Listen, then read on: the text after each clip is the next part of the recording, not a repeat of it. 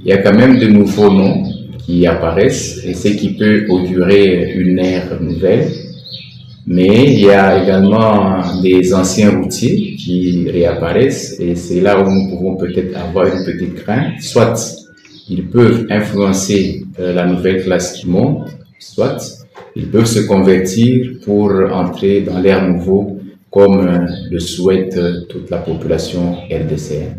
Nous avons un problème de système, pas un problème d'hommes. Les hommes ont des compétences. Je peux peut-être vous faire une petite interpellation. Dans les mêmes conditions comme les autres, si on vous prenait vous aujourd'hui, on vous plaçait quelque part, vous réagiriez de la même manière, de la même façon, quelle que soit votre volonté, à quelques exceptions près. Alors, ce qui veut dire, il faut qu'on réfectionne notre système de gestion. Ça signifie qu'on mette d'abord la loi à la tête de tout le monde, avec une justice distributive équitable et avec une punition exemplaire. Lorsqu'on parle de gestion, on dit gérer, c'est prévoir.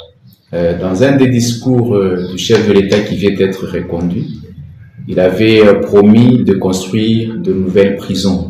Et il avait dit, serrer en prison, qui mérite d'être en prison, et serrer citoyen libre, c'est lui qui le mérite. Moi, je crois que si on doit parler en termes de gestion, c'est un peu comme la prière du pasteur apôtre Roland Dallot. Il dit, nous sommes fatigués des voleurs, nous sommes fatigués des menteurs, nous sommes fatigués des gens qui ne pensent qu'à eux-mêmes, qui s'enrichissent sur le dos du peuple.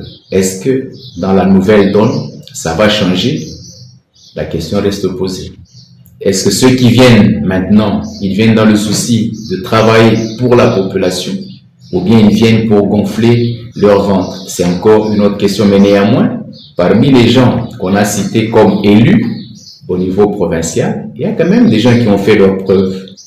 Ils ont des actions sociales, ils sont dans la population chaque jour et nous croyons qu'avec ces gens-là, ils peuvent être nos porte-parole au niveau du Parlement.